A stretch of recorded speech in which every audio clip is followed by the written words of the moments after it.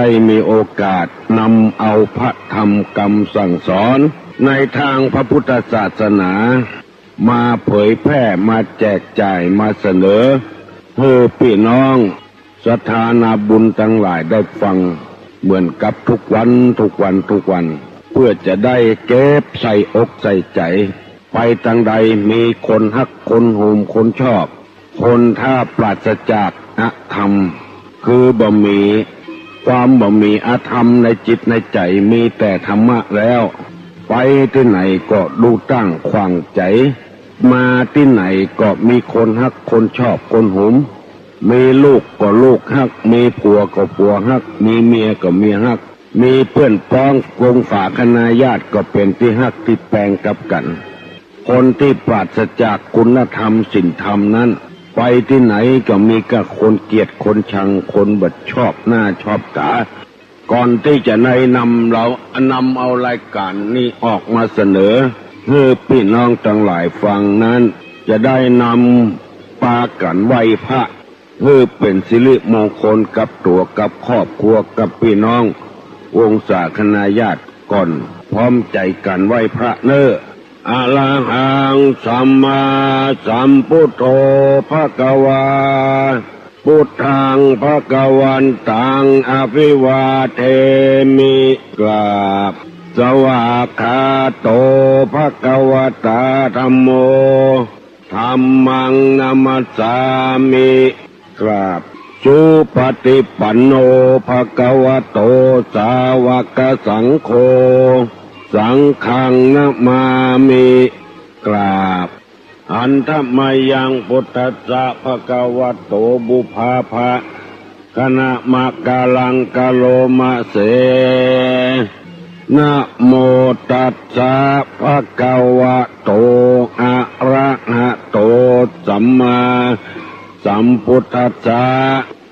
นะโมตัสสะภะคะวะโตอะระหะโตสัมมาสัมพุทธัสสะนะโมตัสสะภะคะวะโตอะระหะโตสัมมา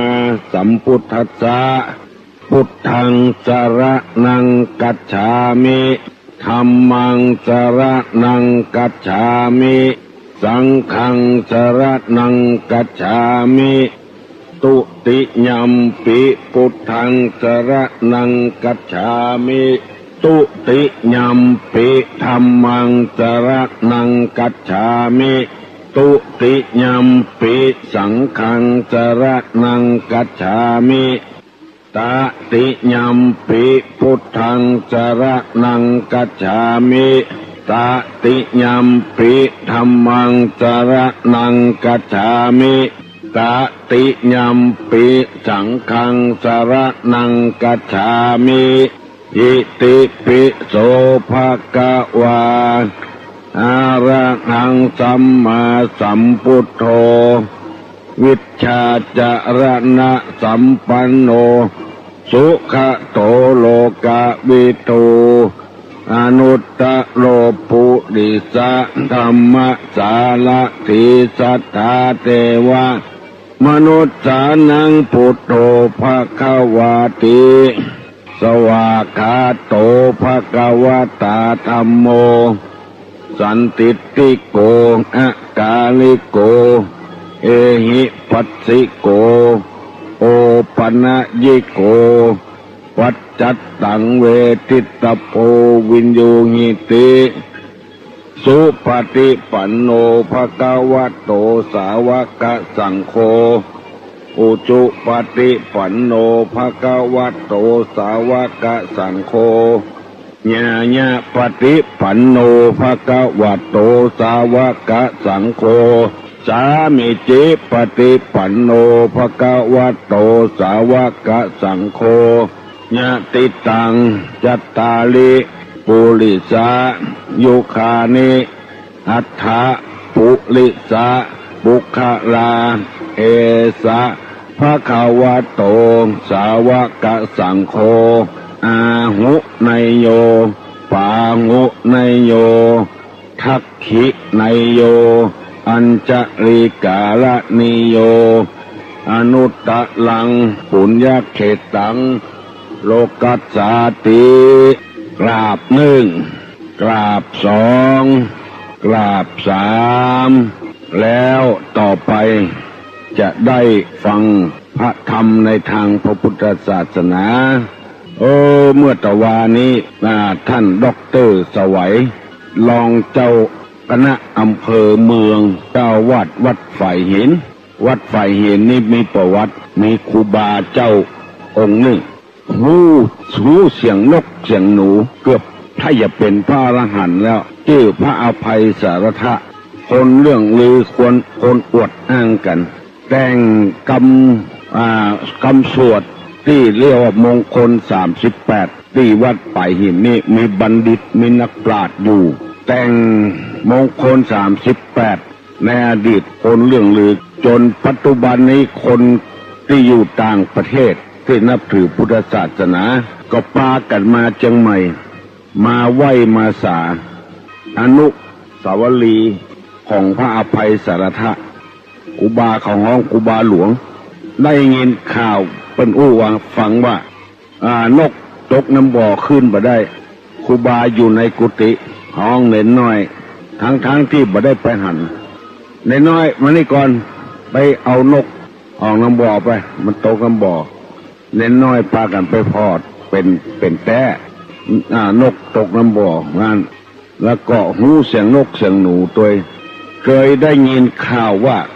มีกองแก่นหนึ่งเป็นกองวัดตาลุกเนี่ยตาลุกตาเดือเนี่ยมาข้ามมาเป็นตีกันบัดใจมีเครื่องกระจายเสียงอย่างเดียวครูบาก็นั่งฟังกองเสียงนี่ม่วนเลยใจคือปูจานกับแกวัดไปยืมกองวัดตาลุกเนี่ยสักวัน2 วันมีกลิ่นมีตาลเนี่ยกองแกนี่มันม่วนฟังแล้วมันม่วนทั้งที่อยู่บนพุ่นนะอยู่บนวัดฝ่ายหินบนก็รู้ว่าเป็นกองวัดตาลุก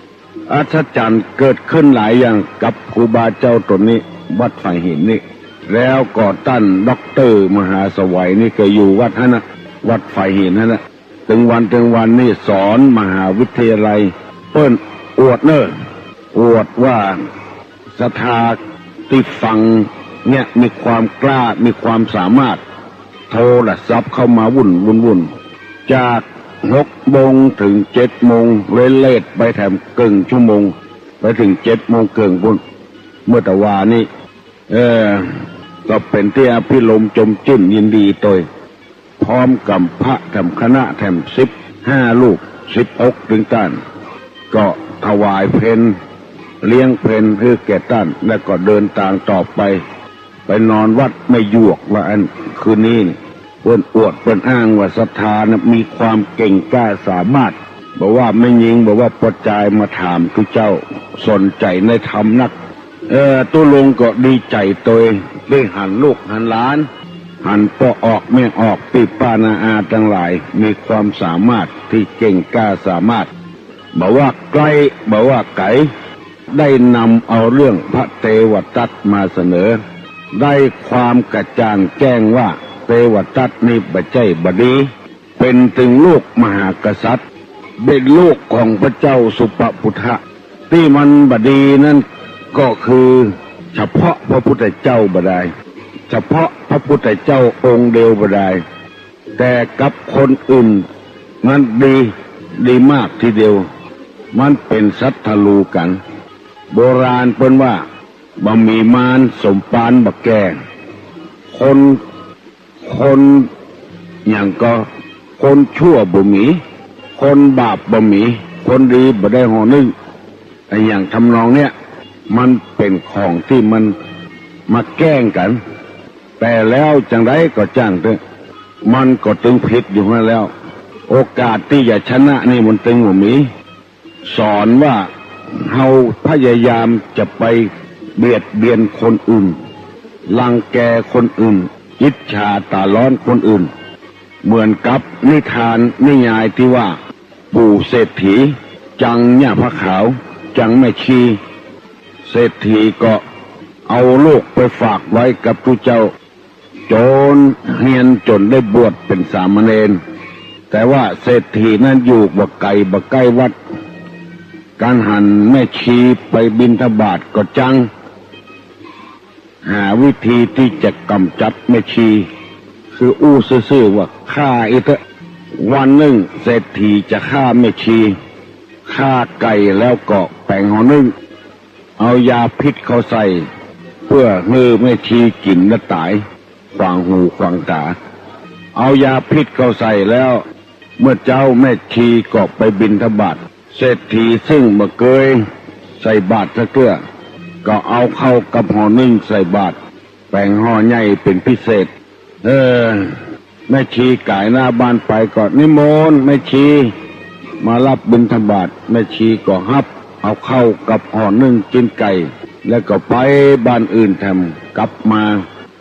าเผียวอาบน้ำชำระกายแล้วจะกินข้าวเมื่อเจ้าไปหั่นใส่บาตรมีห่อนึ่งโอ้ห่อนึ่งห่อใหญ่ห่อหลวงจะกินจัดนี้ก็หมดจัดนี้เอาไปตานดีกว่าฮะกินข้าวเสร็จแล้วก็เอาห่อนึ่งไปตานให้ตู้หลวงคือเจ้าอาวาสกินข้าวแล้วฉันแล้วเพิ่นฉันมื้อเดียวก็เลยบอกว่าลูกเอ๋ยเน้นเอ๋ยพระตนใดเน้นตนใดมาได้กินข้าวเตื้อมานี่ก่อนนึกมาเอาอาหารนี่ไปตู้หลวงมันหูกว้างตากว้างอินดูลูกเจ็ดลูกหาที่ว่าได้ฉันเจ้ามาได้กินข้าวง่ายปรากฏว่าเน้นน้อยลูกเศรษฐีคนนั้นมันลูกขวายเลยเปิ้นมาเอาห่อนึ่งไปกินได้9 กรัม10 กรัมน้ำลายออกปากฟูเพื่อไปห้องเศรษฐีมาเน้นเป็นอย่างหูน้ำลายออกปากไปพอเป็นห่อนึ่งตัวเก่าที่เอาใส่บาตรแม่ชีเอาไปถวายเจ้าอาวาสเอาหื้อเน้นแถมฆ่าลูกตัวเก่าพุทธภาษิตบทนี้กล่าวว่าทุกขโตทุกขฐานังทุกขโตทุกขฐานังแปลว่าให้ทุกแก่ท่านทุกนั้นถึงตนอย่างใดก็ตามจะมาถึงตนสักวันเว้นจากการทุกข์แก่คนอื่นแต่ของดีๆแก่คนอื่นของบดีจะไป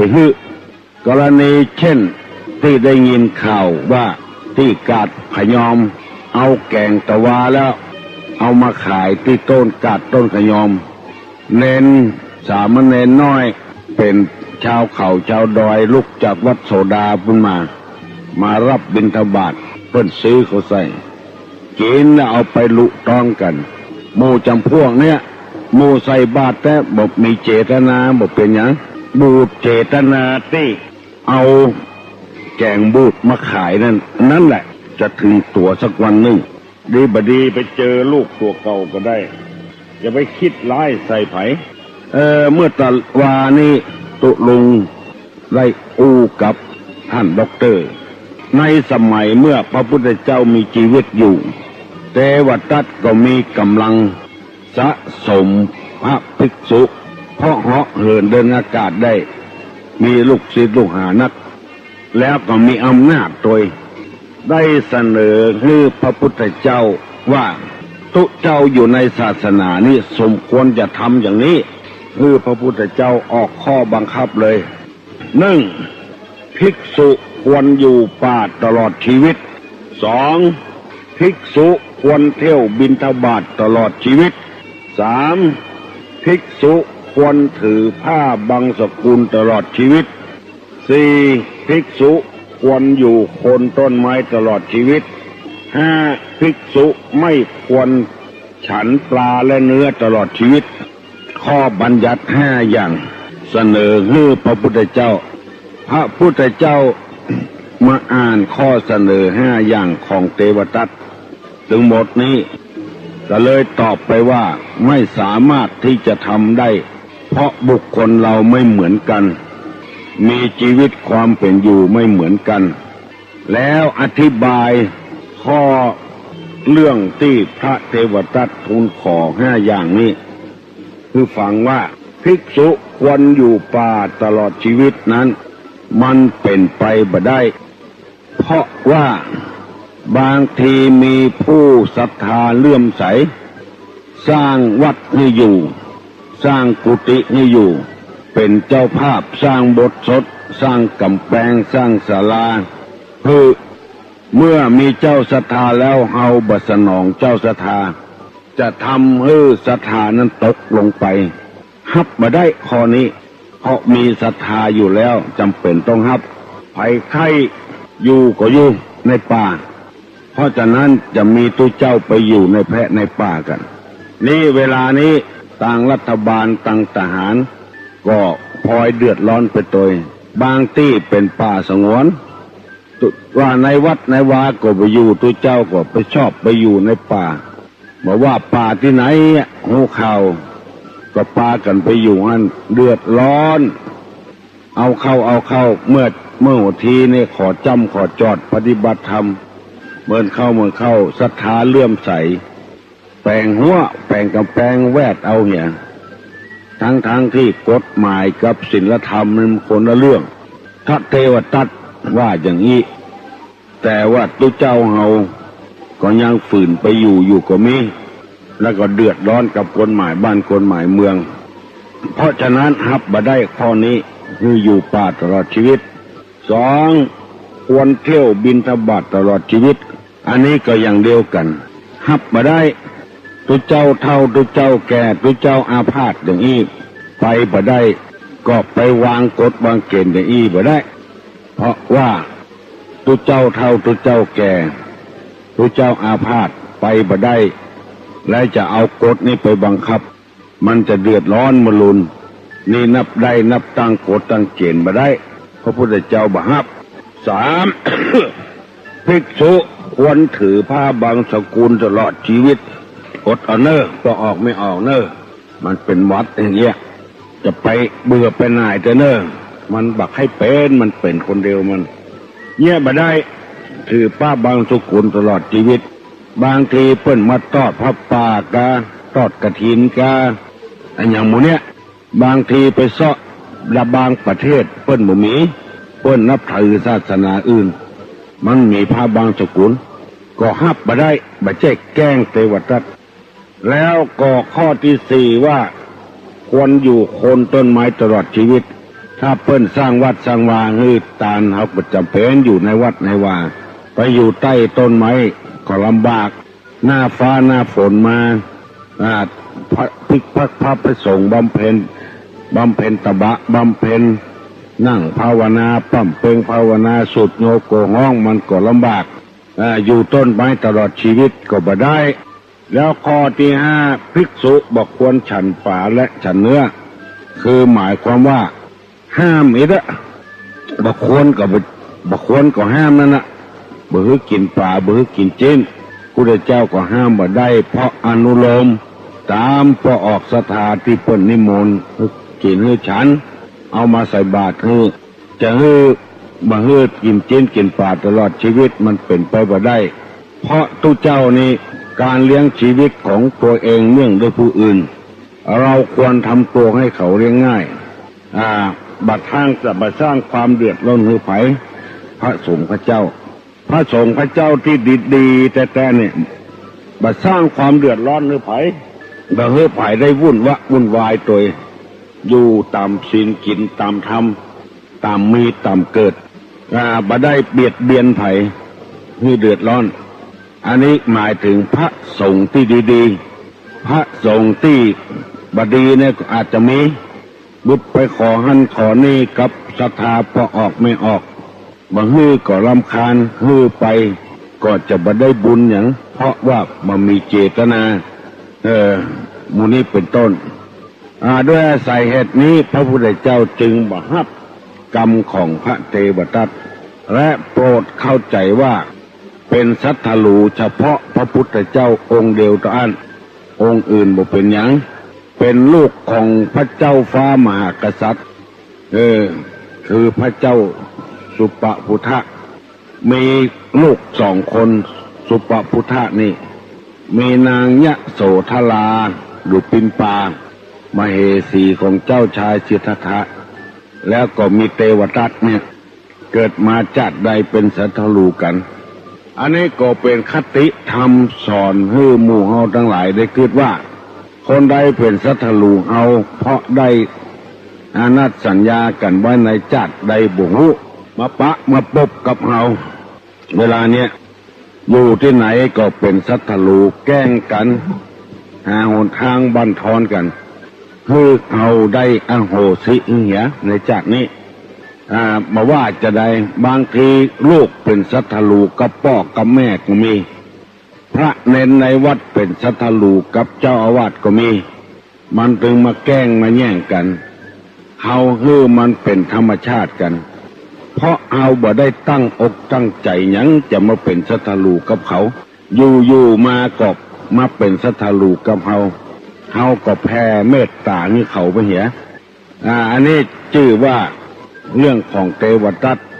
ตุลงได้นำเสนอให้พี่น้องทั้งหลายได้ฟังแล้วอยากให้รู้ว่าไผ่พ่องที่จำได้กรรมของพระเทวทัตที่เสนอกับพระพุทธเจ้านี่ที่ตุลงเอาอัดว่าไป5 ข้อนี้ไผ่จำได้พ่องลองตอบให้ตุลงฟังลองกรรมเสนอของพระเทวทัต5 ข้อมีอย่างพ่องต่อพระพุทธเจ้าใครตอบได้ลองตอบตุลงมาลอง0531210558ว่าด้วยเรื่องพระเทวทัตทูลขอจากพระพุทธเจ้า5 ข้อมีอย่างพ่องใครจำได้สักข้อ2 ข้อนี้ก็โทรมาก็ได้เพื่อตุลุงจะได้รู้ว่าไผ่พ่องฟังตุลุงอิบได้แล้วก็รู้ก็ออกไม่ออกได้ฟังสิ่งที่แปลกๆใหม่ๆฮัลโหลเจ้าเจ้าฮะน้องบิวเจ้าน้องเมย์น้องบิวเจ้าตอบถูกเหรอเจ้ากี่ข้อข้อ 1กับข้อ 2เจ้าได้ข้อ 1กับข้อ 2เจ้าถามว่าจะได้ข้อ 1อยู่ในป่าตลอดชีวิตนั่นก็เจ้าข้อ 2บินทบาทตลอดชีวิตข้อ 3รอโอ้โหกาถือผ้าจีบอลถือผ้าจีวรถือผ้าบังสกุลตลอดชีวิตแล้วก็ข้อ 4ป่าอยู่ในที่ไหนอยู่โคนต้นไม้ตลอดชีวิตแล้วก็ข้อ 5ห้ามกินเนื้อปลาเนื้อกินหมูอะไรอย่างเนี้ยกินชัดกินเนื้อกินปลาและเนื้อตลอดชีวิตน้องบิวซุปสาน้องฟานเนาะได้อยู่ไรหมดละมาเดี๋ยวนี้นะก็ตุลุงก็ยินดีตัวเนอะสวัสดีสวัสดีเก่งน้องบิวเก่งตะวันนี้เมื่อคืนอาจารย์นิคมได้ออกอากาศนำเอาเพลงลูกทุ่งมาออกปรากฏว่ามีแม่จันสมขันแข็งบ้านพระเจ้านั่งโกนถามฮืดตุลุงตอบกาว่าไผ่ตอบกว่าได้เปิ้นบอกคืออาจารย์นิคมว่าเฮ็ดดอกน้อยออกดอยเขาเขียวกินกันคนเดียวเมาตัวโลกล่าเปิ้นถามอาจารย์นิคมคือคนตอบไผ่ตอบมาได้ก็คือตุลุงตอบเฮ็ดดอกน้อยออกดอยเขาเขียวกินกันคนเดียวเมาตัวโลกล่าอย่างไผ่ตอบได้ก็ลองตอบมาลองเฮ็ดดอกน้อยออกดอยเขาเขียวกินกันคนเดียวเมาตัวโลกล่าอันนี้ถ้าอยากได้เนอเฮ้ยตอบมาเนอฮัลโหลสวัสดีเจ้าน้องพิมพ์มาใจเจ้าจะถามเพื่อว่าจะถามว่าจะได้ไม้อ่อนตัดง่ายแล้วไม้แข็งตัดยากแต่ว่าหลังเอาไม้อ่อนดัดง่าย ไม้แข็งดัดยากไม้แก่ดัดยากเจ้าไม้แก่ดัดยากเขาชุอุ้ยขยายตามได้ก็เจ้าไม้อ่อนดัดง่ายเจ้าไม้แข็งดัดยากไม้แก่เจ้าไม้อ่อนดัดง่ายไม้แก่ดัดยากเจ้าตุอุ้ยขยายความเจ้าเป็นสุภาษิตได้กันเจ้ากันเดี๋ยวจะขยายให้ฟังเนอะขอบคุณเจ้าคำแม่ฟังดีๆเนอะเจ้าน้องพิมพ์จากเมืองกืดถามมาว่าไม้อ่อนดัดง่ายไม้แก่ไม้แข็งไม้แก่ดัดยากขออธิบายความให้ฟังก็อธิบายว่าละอ่อนสอนง่ายและคนแก่นี่สอนยากเพราะมีทิฏฐิถือตัวนักลำไปละอ่อนนี่มีประสบการณ์มีความรู้น้อยถ้าดัดไปอย่างใดก็ดัดได้ง่ายเอาไปเป็นขโมยก็ได้เอาไปเป็นขอทานก็ได้และสำหรับคนแก่นี้มีทิฏฐิแล้วสูงแล้วดัดยากเมื่อตะวานี้ท่านด็อกเตอร์เปิ้นก็อู้ฟังว่าละอ่อนนี้จะมีความรู้ตั้งแต่1 ขวบไปถึง5 ขวบนี้ถ้าพ่อแม่สอนจะใดละอ่อนจะจำไว้มีติปะหวกในลายหนึ่งก็อุ้ยเปิ้นเข้าวัดเข้าวาก็อุ้ยสมเข็มขาวเอาหลานเปิ้นมาตานขันเข้าวัดไหวพระเจ้าอิติปิโสสากโตสุปฏิปันโนได้หมดบัดเดียวนี้ละอ่อนเข้าเผียวมัธยมบุรสอนบ่ใครได้ละบ่ใครฟังคำสั่งคำสอนเพราะฉะนั้นด็อกเตอร์เพิ่นว่าถ้าจะสอนละอ่อนก็สอนตั้งแต่1 ขวบไปถึง5 ขวบ6 ขวบใหญ่ขึ้นมาแล้วบ่ใครได้ละเมาเปื้อนเมาฝุ่งไปเหี่ยวแล้วเมื่อจะหัดละอ่อนก็สอนละอ่อนก็ไก่ขอไข่จะหันว่าละอ่อนตั้งแต่อนุบาลขึ้นไปเผียวป.3 ป.4 เนี่ยสอนได้ง่ายตอนป.5 ป.6 แล้วเอาเหี่ยวแล้วสูบบุหรี่แอลให้สปะสปืนเริ่มแตกขึ้นมาแล้วเข้าม.1 ม.2 หมดเนี้ยกำลังนักใจครูบาอาจารย์เพราะฉะนั้นให้ลูกหลานเป็นคนดีเข้าวัดเข้าวาพ่อแม่ไปโดยเอาไปโดยตึงวันแถมน้อยละอ่อนมันฮุกคิงมามันจะเข้าวัดเข้าวาเหมือนกับพ่ออุ้ยแม่อุ้ยเหมือนกับพ่อกับแม่ถ้าพ่อแม่บ่เข้าวัดเข้าวาแล้วบ่สนใจอย่างการทำบุญทำทานแล้วลูกก็อย่างเดียวกันนะมันบ่ได้สอนเมื่อน้อยๆไม่อ่อนดัดง่ายไม่แก่ดัดยากอันนี้น้องพิมพ์ได้โทรศัพท์มาขอให้ตุลุงขยายความมันเป็นไปอย่างนี้พอเถอะที่เปิ้นดัดเอาไม้ประแปลงฝังเป็นฟานกาเป็นกระต่ายกาเอาดัดไม่อ่อนทั้งนั้น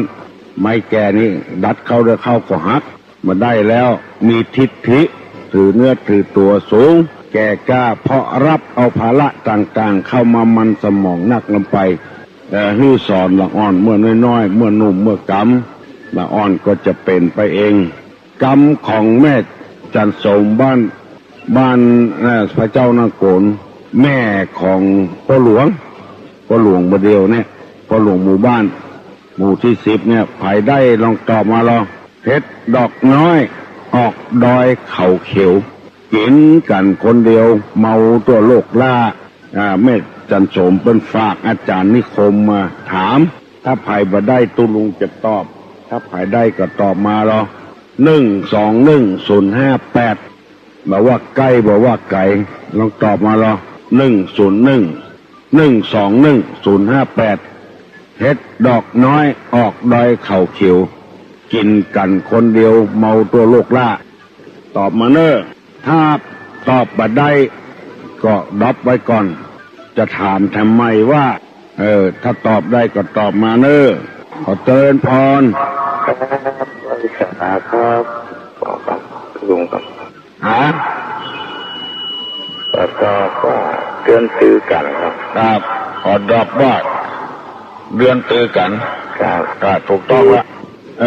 บ้านปังม่วงเปิ้นตอบมาว่าตะวันตือกันเห็ดดอกน้อยคือตะวันกับเดือนออกดอยเขาเขียวอยู่บนฟ้าปุ่นกินกันคนเดียวตั้งลุ่มกบเมากันเลือดกันอันนี้ถูกต้องแล้วเหรอสวัสดีครับครับสวัสดีตุลุงเนาะตุลุงกำลังโอ้นะครับโอ้ถ้าไปหาว่าไอ้อย่างหอมชิดหอมบริสุทธิ์ครับฮะไอ้อย่างหอมบริสุทธิ์ครับอะไรเอ่ยหอมบริสุทธิ์ครับผมถ้าไผ่ตอบได้ตอบมาเนาะครับผมโทรมาจากไหนโทรมาจากหาดงครับฮะหาดงครับอย่างก็หาดงครับหางดงครับสัมปสักหาดงครับสัมปสักหางดงถามว่าครับผมอะไรเอ่ยหอมบริสุทธิ์ครับหอมบริสุทธิ์ครับครับเอาใครตอบได้ตอบมาเนอะอะไรเอ่ยหอมบริสุทธิ์ใครตอบได้ตอบมาเนอะถ้าตอบบัดได้ตัวลุงจะถามว่ามีหางยาวเป็นพวงชอบพวงน้ำบ่อสูงฮัลโหลศีลค่ะท่านฮะศีลค่ะศีลค่ะอะไรหอมบริสุทธิ์เนี่ยตอบว่าศีลค่ะลูกตอบเรื่องไหนมาหางดงค่ะท่านหางดงเหมือนกันจำได้จะถามเจ้าของปัญหาเนาะค่ะท่านถูกก็ถูกโอ้ศีลเท่าไหร่ตั้งแต่ศีล 5ไปแล้วค่ะท่านศีล 5ไปเลยเนาะค่ะท่านยินดีเนอะค่ะท่านเจริญพรตั้งแต่ศีล 5ไปเลยว่าจะได้พี่น้องหางดงอะไรเอ่ยหอมบริสุทธิ์เป็นตอบมาว่าศีล 5ถูกต้องก่อนฮัลโหลตุลุงครับผมคือถามว่าเวลาเดือนนี้ถ้าซื้อของใหม่เข้าบ้านเนี่ยมันวันไหนวันดีครับตุลุงวันเดือน 5นี่เปิ้นบ่ล่ำเนี่ยอย่างนะมีกับพ่อหลวงแล้วน่ะขึ้นเฮือนกาเนี่ยแต่งงานกาในเดือนกี้นี่เปิ้นบ่ล่ำเนี่ยอย่างนะเอารอถามสัก10 กว่าวันบ่เดือน 5แงมละกัน10 กว่าวันครับ10 กว่าวันเนี่ยเดือน 6ออกละ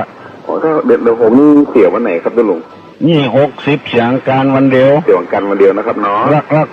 คนถามนี่เกิดวันหยังเกิดวันจันทร์ครับจันทร์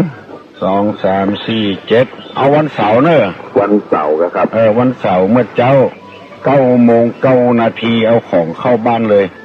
ครับเนอะครับผมวันเสาร์ต้นเดือนนะต้นคือวันเดือน5ดับไปเหรอก่อนครับผมแล้วก็ออกเดือน6ออก1 ค่ำ2 ค่ำวันได้เป็นวันเสาร์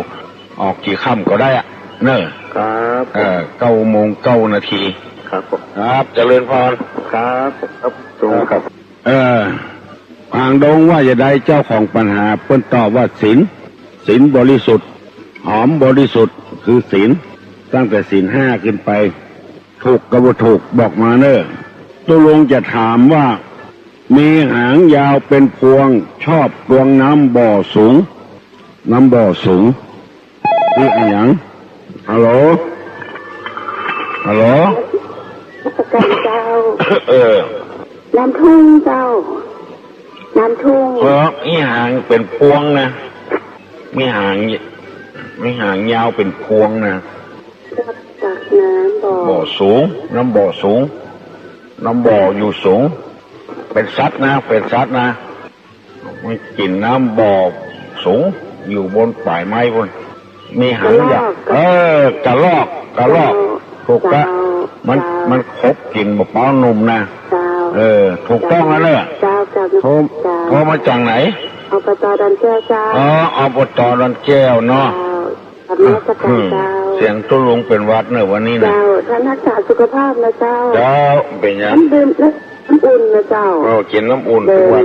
เดินเวทวัดหน่อยออกกำลังหน่อยเนาะเจ้าของหางดงว่าจะได้ถ้าบัดตอบมาตัวลุงจะถามว่าไม่ใหญ่ไม่โตแต่โอ้โหปิดแล้วมืดสนิทเลยมันใหญ่บัดโตโอ้โหปิดแล้วมืดสนิทคือหยังฮัลโหลครับก็ปัญหาเลยครับ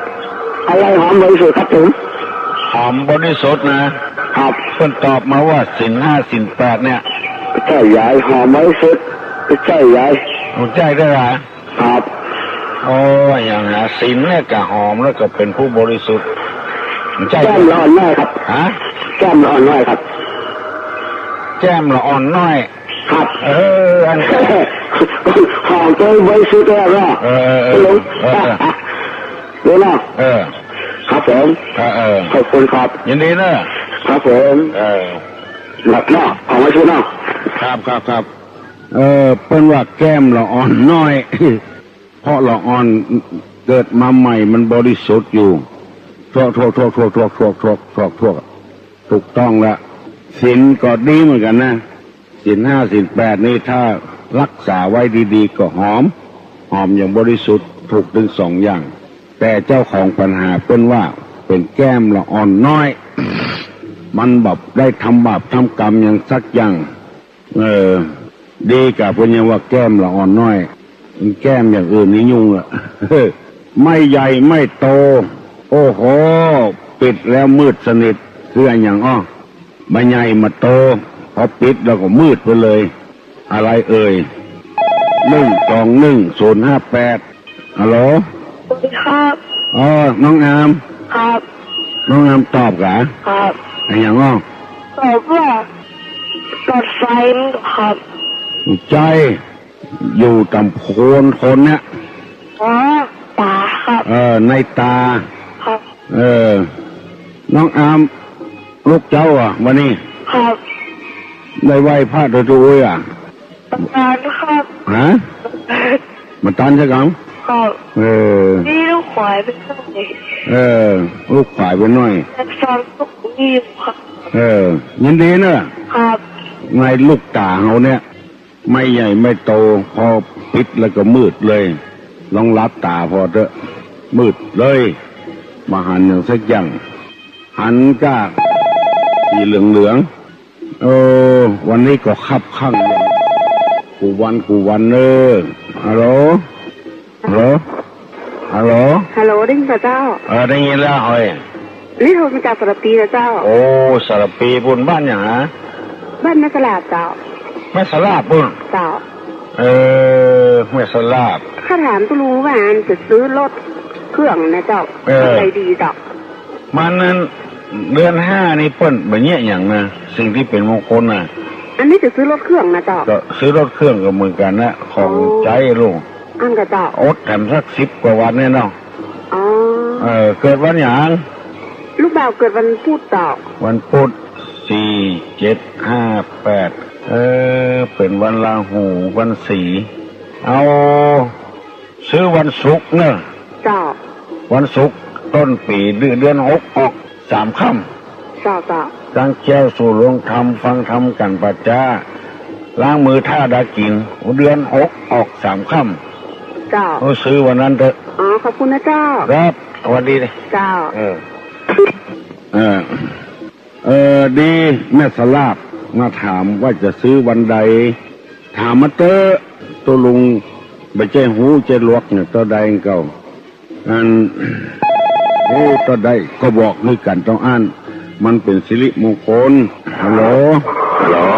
ครับสวัสดีครับตัวลุงครับได้ถามซีดีที่เกิดก่อนรายการของด็อกเตอร์เนี่ยเป็นซื้อขายที่ไหนครับซีดีด็อกเตอร์นั่นเปิ้นมาขายเปิ้นมาซื้อเนี่ยไปขอก็เปิ้นที่วัดไปขอที่วัดน่ะวัดฝ่ายหินนะโดยสุเทพปุณาอดสาขึ้นไปแล้วหนังสือก็มีเทปก็มีซีดีก็มีของตู้ลุงเพิ่งก็อัดไว้ถึงวันน่ะอดสาขึ้นไปกำหุที่ก็วัดฝ่ายหินน่ะฝ่ายหินบนดอยสุเทพขึ้นหนทางเส้นที่ไปวัดอุโมงค์หนทางเส้นใต้นะออกจากกระยอมนะมุ่งไปตรงตกบนขึ้นไปเรื่อยๆเนี่ยก็ต้องขวามือพระวัดฝ่ายหินพอดีอยู่ในวัดนะครับอยู่ในวัดเพิ่นมาซื้อมาขายอย่างกันเพิ่นตั้งใจจะเผยแพร่พระธรรมคำสอน ที่รายการที่ออกตอนรายการของตุลุงนี่ตะกี้นะนะสัก5 ปลายนี่นะตี5 ปลายนะที่ได้สวดมนต์กันนะไปหั่นเตอะไผ่ก็ได้เนอะไผ่ก็ได้ไปหั่นเตอะเพื่อนตึงมีหั่นแล้วแถมน้อยเพื่อมาฝากตุลุงไว้ใครได้ตุลุงก็เพื่อมาฝากตุลุงก็อย่าบอกใครได้มาเอาที่วัดนี่บ่ได้อัดไว้เฮ้ยมาพัดทุนมันน้อยตั้งปูนี่เปิ้นมีนั่นหรอมีทุนของกรมศาสนาเปิ้นมีอัดทีวีมีหนังสือแจกโทรมาจากไหนนี่เจนยอดครับเจนยอดนี่บ่ได้ขอบคุณครับสวัสดีครับดีเนอะถามมาเตอะแต่เนี้ยไอ้อย่างจะทำอะไรอย่างตุลงก็มีความรู้พอให้พอดีเนี่ยถ่ายทอดให้กันบ่ฮือได้เอาไว้คนเดียวเพื่อว่าบุญหมดแล้วก็ใครจะบ่ได้สืบได้สร้างประเดี๋ยวนี้จะถามแต่ว่าฮัลโหลการนมัสการเจ้าท่านนี่โทรมาจากหางดงนะเจ้าโอ้หางดงบุญกะถ้าถามดอกจะ2 ดอกอะถามดอก2 ดอกดอกอันยังหอมที่สุดที่คนชอบที่สุดแล้วดอกอันยังโทนทานที่สุดย่ำก็ป้าจะได้น้ำก็ไม่ได้กินไม่ได้หดอย่างเคียวตลอดปีเลยดอกอันยังหอมที่สุดที่คนชอบที่สุดที่คนชอบที่สุดดอกอันยังที่อดทนเขียวตลอดปีเจ้าไม่ต้องหดน้ำเจ้าดอกอันยังนี่เนาะเจ้า2 ดอกเนี่ยเจ้า2 ดอกนี่จะหางดงนะเจ้าหางดงเนาะสายเดิมแต่แวนนะสายเดิมแต่แวนสายตะวันนั่นเนาะแต่คือนี่ยังฟังทุกท่านอาจารย์เลยเพิ่นเอาออก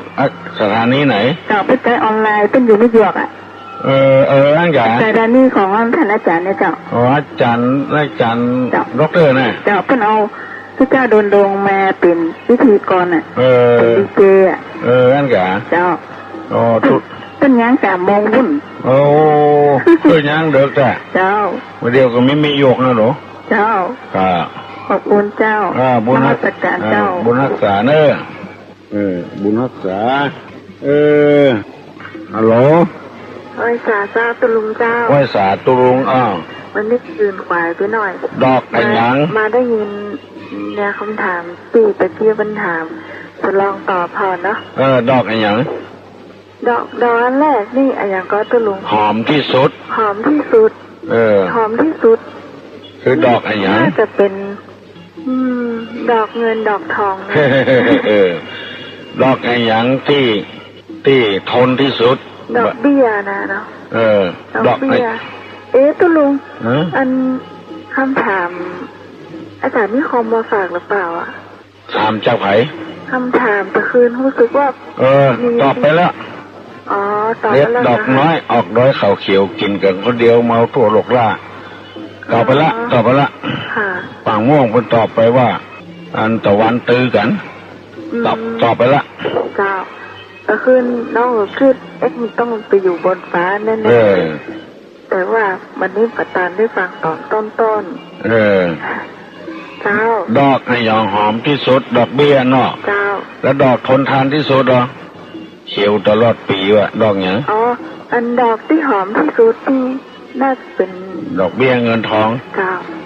ดอกที่นี่เหรอทนทานตลอดปีอ่ะแต่เขียวอยู่อย่างเก่าอ่ะย่ำก็บ่ลงอ่ะดอกเนี้ยก็คงจะเป็นดอกเงินดอกทองนี่เหมือนกันนะเนาะอันเก่านั่นอ่ะเจ้ายินดีนะเจ้าสวัสดีไม่ออกหางโดงว่าจะได้ดอกเขียวตลอดปีเนี่ยดอกทนทานไปบัดตอบอย่างว่าตอบมาฮัลโหลเจ้าตุลุงเจ้า2 วันแล้วได้โทรหาตุลุงก้าเมาอย่างตุลุงเหรอมันมีโจ๊กอย่าตุลุงมันมีโจ๊กจ้าโจ๊กมันพี่น้องกันเนี่ยเจ้าพี่น้องกันได้ช่วยเพื่อนเนาะไปเสียวันนี้เจ้ามันจ่านี้ไปหลวงอ่ะตุลุงเนาะเนาะเจ้าไปหลวงเจ้าวันที่3เลยตุลุงไปเจ้าไปกินกระด้างอุ่นเลยเนาะไหนลูกแกงกระด้างอุ่นเนาะ ขอตุลุงแน่เดินนะมาแต่เช้าเนอะ เจ้า เจ้า แจงอุ่นๆนอนๆเนาะ เจ้าเดี๋ยวจะเดือนเนี้ยตุลุงเดี๋ยวจะอุ่นแกงกันด้างไว้รอเนอะเจ้าตุลุงเป็นวัดได้มั้ยนี่เป็นวัดกับเจ้าเจ้าไอ้ติ๊กๆอ่ะเจ้าไปโรงพยาบาลก่อนเจ้าไปกะวันนี้ไปกะโอ้นี่วันจันทร์ละวันจันทร์พุธศุกร์เจ้ากันเดียวกันไปละเจ้ายินดีนะเจ้ายินดีเจ้าฮัลโหลถูกป่ะฮะพี่น้องถูกคือดอกเบี้ยเงินนะดอกเบี้ยเงินนี่หอมที่สุดเนาะเจ้าดอกที่สองก็ดอกยาแพทย์นะจ๊ะดอกยาแพทย์กะเจ้าบิมคนอยากไปไหว้ครูก่อนเดี๋ยวตลอดเลยอดทนนะคนที่อดทนก็เหมือนยาแพทย์นะเจ้าเนาะเจ้าแล้วมีอย่างถามมาด้วยเนอะนี่จะถามอย่างก็ลืมไปนะลืมไปแล้วเจ้าดิทำไมเนาะเอาตกใจได้ยินดีนะบุญรักษามัน7 โมงไปเห็นแล้วเฮ้ยตู้ลงจะถามแทนพ่อเนอะก่อนใจมีสีดำตอนใจมีสีแดงมดแองกลายเป็นขี้เต้าเป็นสีเทาโหลนไปอันอย่างฮัลโหลสวัสดีครับน้องอามครับตอบอะไรอย่างก็ทานไฟมันก็ครับทานดังไฟก่อนใจมีสีดำเนาะตอนใจมีสีแดงเนาะพอมดแห้งเป็นสีเทาเนาะทานเนาะทานไม้เผาถูกต้องนะเนอะครับยินดีครับมาได้ที่7 โมงแล้วเหมือนโทรมาเตือนฮัลโหลใช่แต่ครับหลวงพ่อ